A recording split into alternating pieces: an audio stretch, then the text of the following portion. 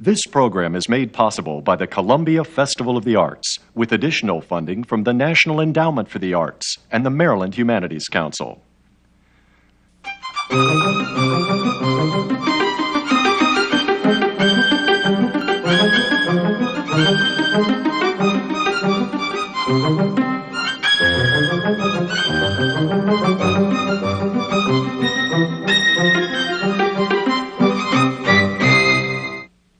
Michael Collier talks with Rita Dove. Welcome to The Writing Life. My name is Michael Collier, and today we have the pleasure of speaking with poet Rita Dove. Rita Dove is the author of 7 volumes of poetry. Thomas and Beulah won the Pulitzer Prize in 1987. Her most recent book, On the Bus with Rosa Parks, is the book we'll be hearing poems from today and be talking with Rita about those. Between 1993 and 1995, Rita was the United States Poet Laureate and consultant in poetry to the Library of Congress. She has taught at the University of Virginia for many years, at least 12? Nine? Something like that. And has been the recipient of many awards, the Guggenheim Fellowship, the Mellon Fellowship, National Endowment for the Arts. She's also a playwright, and soon after we talk here, she's going off to London with her family to see a production of her play. And you've also published a book of poems, a book of short stories, and a novel. Yes. And I think I'll probably learn other things about you today, I imagine. I'm wondering if you'll start with a poem from On the Bus with Rosa Parks. It's in the lobby of the Warner Theater, Washington, D.C. I'd be happy to. In the lobby of the Warner Theater, Washington, D.C.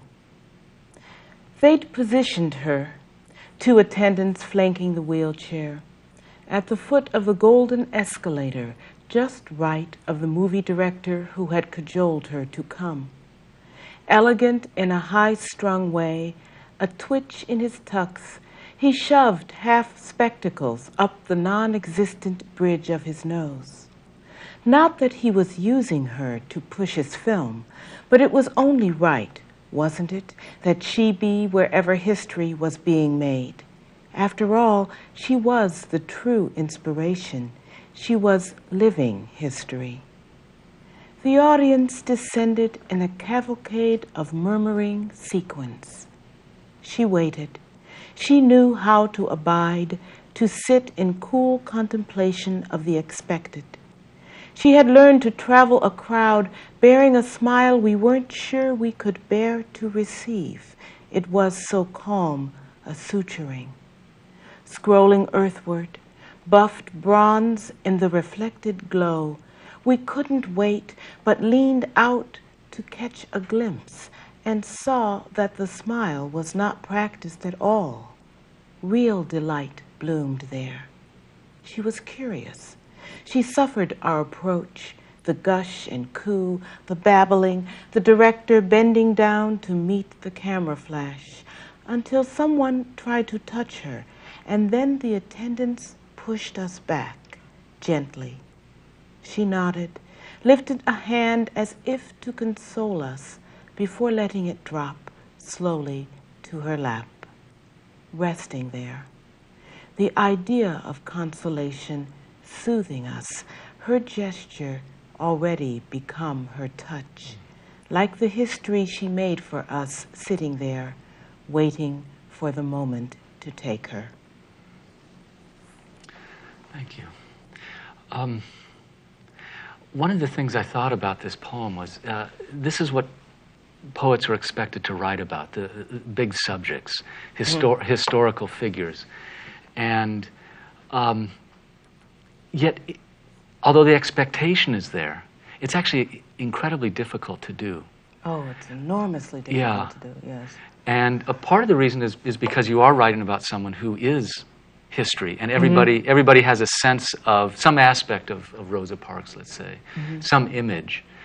And so one of the questions I had when I was reading this poem, and actually this poem is just one of a series about Rosa Parks, was how did you get around that obstacle of dealing with a historical personage? The historical personage. Yeah. Well, I resisted writing the sequence, which is called On the Bus with Rosa Parks, for a while, precisely because of that, because I could not see how I could get around it.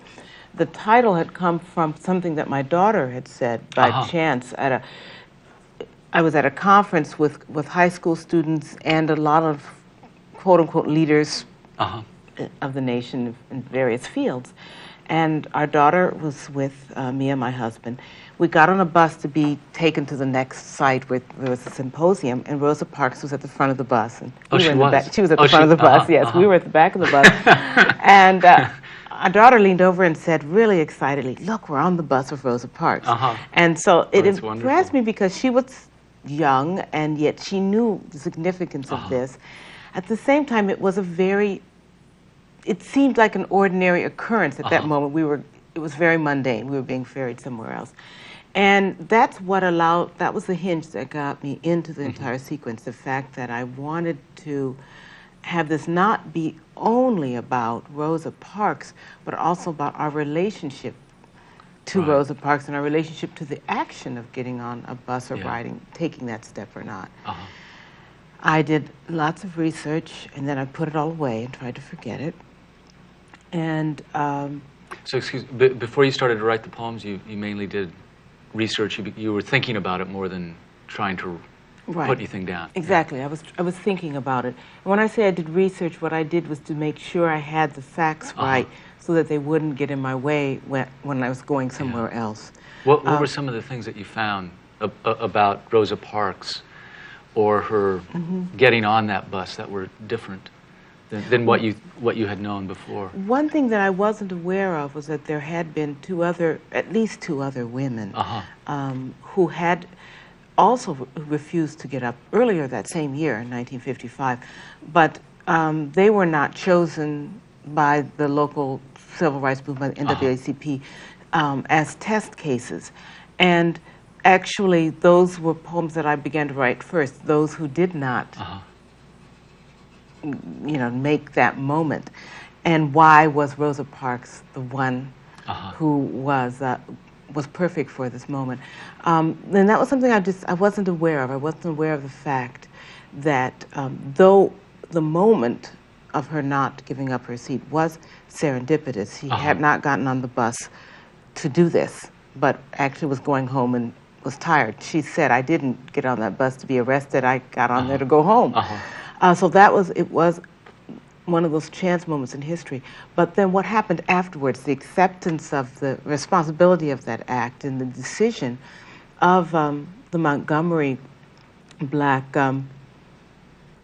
leaders to use this moment was a very deliberate one. And as opposed to those other two. As opposed to the other two women, where they felt that they needed someone like Rosa Parks who had a modest demeanor, who was absolutely upstanding, absolutely irreproachable, would not crumple under the weight of the public glance and of all the publicity. And so there was that moment of being that calculated move, as well as the serendipitous, which I think is what happens in history a lot, all of these things. So that, I think, if I try to re-scroll and figure out how I got into it, at first I thought much more about the action itself in that moment before trying to attempt to describe or portray Rosa Parks herself, her effect on us as Rosa Parks. It was my way of approaching her. Yeah. Well, one of the things that I think is really masterful about the poem you just read is how it really takes a small moment and quite far away from the historical event itself. She's sitting in this wheelchair, and so we have to throw aside all of the received images we have of her, and by doing that, it seems to me you're able to bring us freshly to who Rosa Parks is, and that really happens. It seems to me throughout the sequence as well. That's one of the strategy in the poem about the poems about the two different women who previously got arrested for refusing to go to the back of the bus, are like that too. And it reminded me that that is one of the strategies that poets use, is not necessarily, and it's like Dickinson said, you go in from the slant. Right, tell find the an truth, angle, but tell it slant. Tell it slant. Yes, yes. There's also another thing that I think is really wonderful about this poem, and it's the really the metaphor, the image of sitting that you use. And it is, for our audience listeners, you do use it throughout the sequence. That's true. Yeah. Almost everyone is sitting. Yeah, everyone is sitting. Yes, and, yes. But the power that comes from it is the truth that you don't have to necessarily be the largest, most powerful person in the world. You can do something that changes history by sitting. Yes, by sitting. By sitting, yes, this action, the fact that what precipitated, in a way, the civil rights movement, or the more concentrated civil rights movement in the South, you could say also what gave the entry for Dr. Martin Luther King, because this was when he came into the picture as the leader of the boycott and everything. All of this was precipitated by a non-movement, in a sense, the fact that she simply remained seated. Yeah. But what power in that moment. It's also what we talk about silence in poetry quite a bit, and I thought that sitting is a kind of physical form of silence. So that her enactment, in a way, is a kind of the silence of poetry. And I think that's what this series also captures. It's also what it's about. It is about that, and I've always been attracted to the small moments and the quiet, the kind of quiet that can break a heart, or change the world. Yeah. And I think that poetry does that. It's for me, poetry at its best is something that works very quietly, but is monumental, is cataclysmic, but it's an implosion more than an explosion. Yeah. So, yeah. There's another poem in that sequence that I hope you'll read. It's just titled Rosa, I believe. Yes. It was one of the last ones I really? wrote out of the sequence. We were talking about how do you approach Rosa Parks, and this poem tries to get at her as a person, what she brings out of herself in that non-action. Rosa, how she sat there, the time right inside a place so wrong it was ready. That trim name with its dream of a bench to rest on, her sensible coat. Doing nothing was the doing, the clean flame of her gaze carved by a camera flash. How she stood up when they bent down to retrieve her purse, that courtesy. And I had the devil of a time with this poem because I think in the whole sequence it's the one where I approach her most directly. Yeah. In fact, it used to be 4 lines longer. There was always one more line in each stanza, and at the very end I took them out to it. Less and less and less. I wanted it pared down because that's the clarity of that moment. Yeah. Well, the way the actions are blocked out and then supported by these, it's almost the most abstract writing in the entire book. The time right inside a place so wrong, doing nothing was the doing.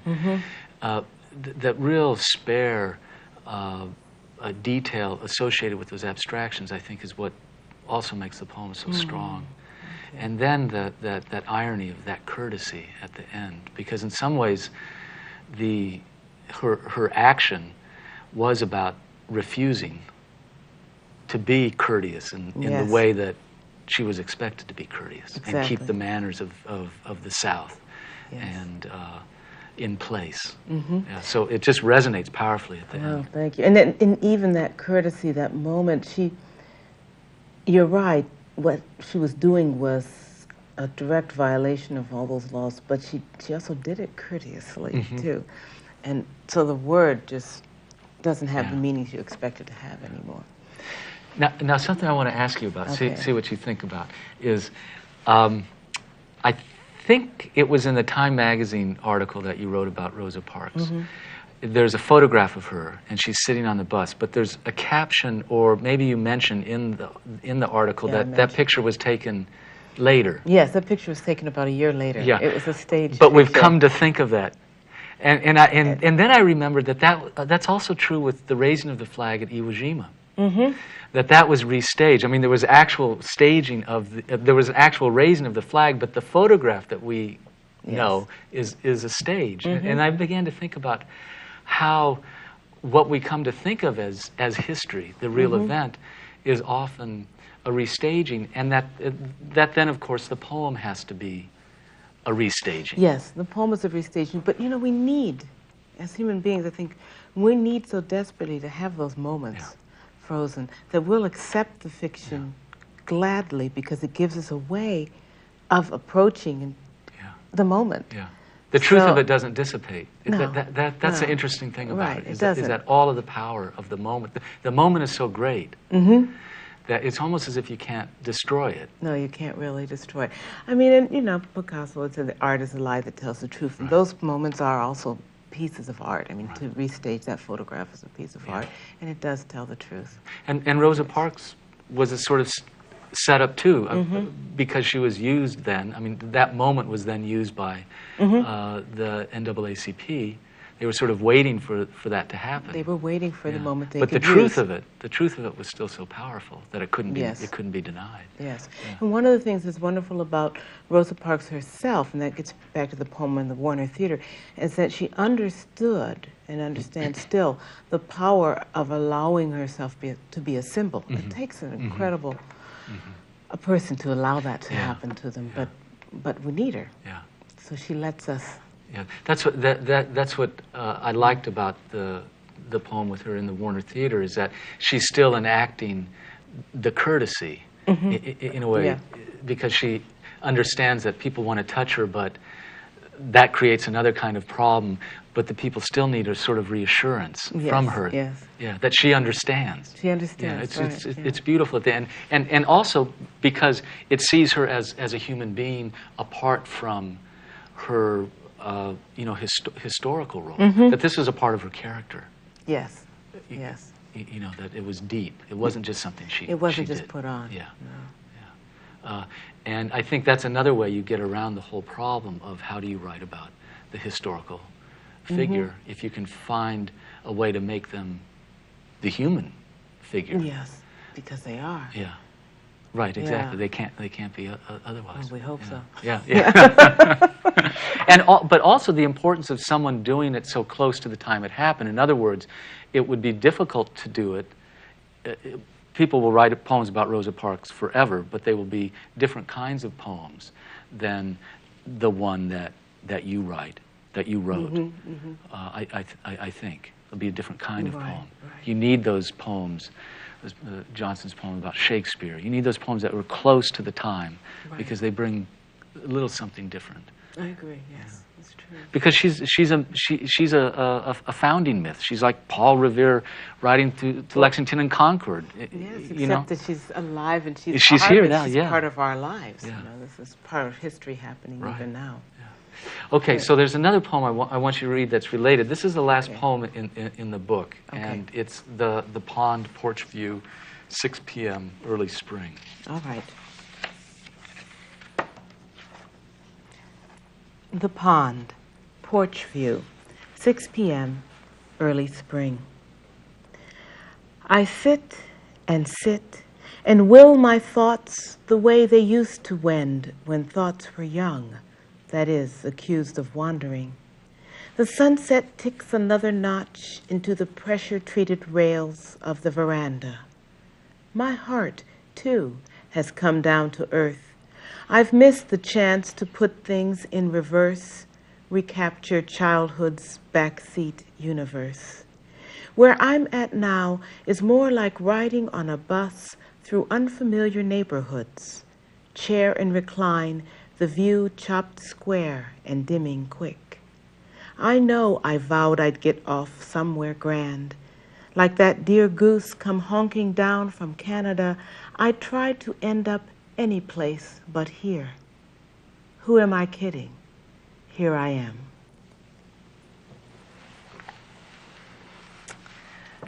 Yes, this poem it took a long time to get to this poem, but I knew at the end of the sequence that I had to come back to myself, because I think that anything you enter into as an artist and put your energies in, you're also drawing out of your own spring. There's something in you that resonates, and I didn't know quite what it was when I began this with Rosa Parks, but I knew that it wasn't only trying to get at Rosa Parks herself, but I was also trying to get at myself, how I felt, what was my personal relationship to Rosa Parks. And I guess there are several things happening in the poem, but one of them is that feeling that if any of us sit there long enough and think about our place in the universe, it seems rather bizarre. And there's no way to explain it except to say, here I am. I don't know how I got here. I can trace it, but I don't know how I got here, really. Here I am.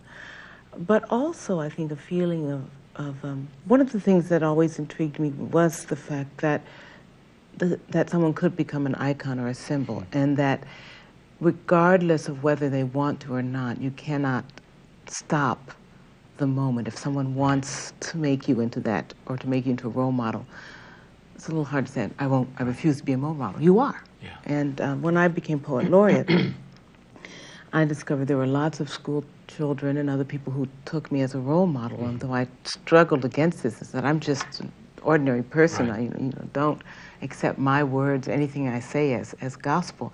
I couldn't deny the fact that there were some people for whom what I said was important. And so I had to take on the responsibility of it, whether I wanted to or not. Yeah. And that was part of the connection, to try to get the grace to just accept it and to serve that role when it came up, rather than, deny it and fight against it. There's no point. No, the poem, I think that aspect of the poem, I was just glibly going to say, is fairly clear. It's not exactly clear, but what is clear is the struggle. And what I particularly like about the poem is that the realization at the end, who am I kidding? Here I am. It doesn't dissipate the struggle. In other words, the struggle is always there, and that you recognize yourself. It's like looking in a mirror. At times you recognize yourself. At times you don't. Right, at certain times you have to accept that that's who I am, and that's what I like about the poem, especially coming after or ending the Rosa Parks sequence, because it does, in a way, and not in any presumptuous way, juxtapose the writer of these poems, you, with Rosa Parks. And it doesn't ask that we think of you as Rosa Parks. What it really asks is to think about the role of the poet as a kind of witness, as someone who is in history and who can't turn away from reporting what she sees, and not maybe not thinking that that's what she was going to do when she started out in the first place, right? Yes. Yeah.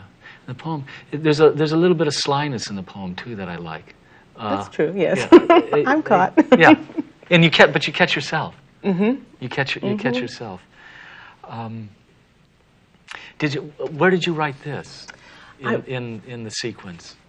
Oh, in terms of time, it was fairly near the end. I don't think it was the last poem I wrote, or let's say I was working on it while I finished up one of the last ones, but it was pretty much near the end. I thought when I began this that I wasn't going to be in it at all.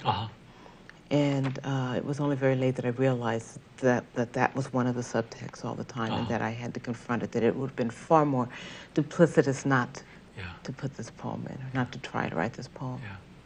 No, that's one of the things I wanted to talk about today, is just what it was like to not so much become the Poet Laureate, but really to become the first, in my mind, active Poet Laureate. Because really until you were Poet Laureate, there were a few examples. I think William Meredith and Maxine Kumin were fairly active Poet Laureates, and there were probably others that I don't know of, but the general impression of the job is that it was a place you went for a year, and hung out and you did this lecture series and the reading series, but you weren't really expected to go outside very much. No. But starting with you and then with Robert Hass and Robert Pinsky, it's really changed. The job has really changed. It has really changed. It's great. And I wonder what you think about it. Is it a kind of sign of the difference between the generations? Is it a generational thing, how we see ourselves as poets in the world, active in a different way? I don't know if it's a sign of the generations. I only know that when they asked me if I'd be Poet Laureate, because so many of the laureates before that had been much older than I, I began thinking too, but well, what does this mean to have someone this age and hopefully not at the end of my career? Right.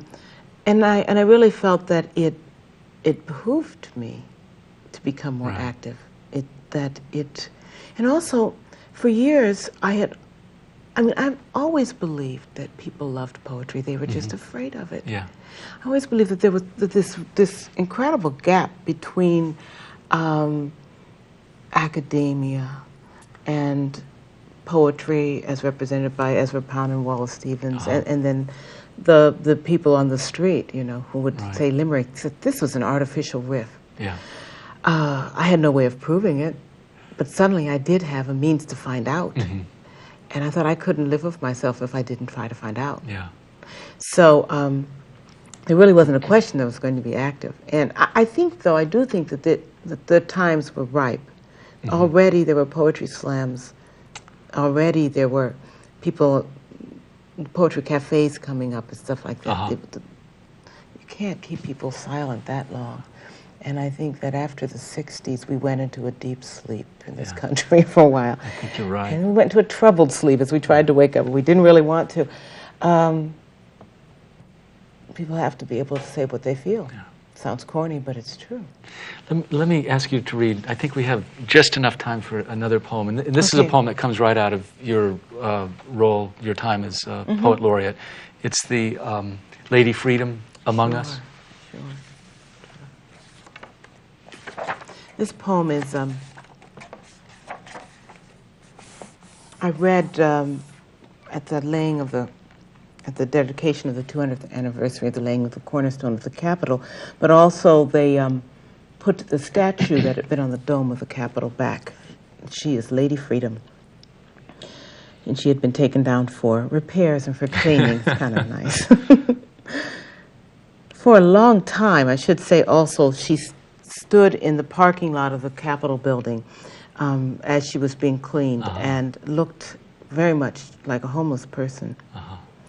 Lady Freedom among us. Don't lower your eyes or stare straight ahead to where you think you ought to be going.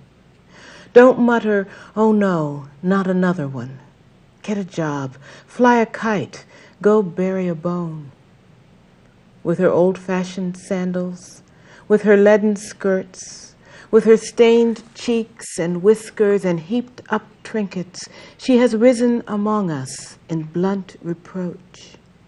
She has fitted her hair under a hand-me-down cap and spruced it up with feathers and stars. Slung over one shoulder, she bears the rainbowed layers of charity and murmurs, "All of you, even the least of you." Don't cross to the other side of the square. Don't think another item to fit on a tourist's agenda. Consider her drenched gaze, her shining brow, she who has brought mercy back into the streets and will not retire politely to the potter's field. Having assumed the thick skin of this town, its gritted exhaust, its sun-scorch and blear, she rests in her weathered plumage, big-boned, resolute. Don't think you can ever forget her. Don't even try. She's not going to budge. No choice but to grant her space, crown her with sky, for she is one of the many, and she is each of us. Rita, thank you. I feel like we're just getting started. I know. We could go on a little bit longer. It's been a great pleasure. Thanks. Yeah, it's been a pleasure speaking with you and hearing you read the poems. And thank you for joining us on another session of The Writing Life.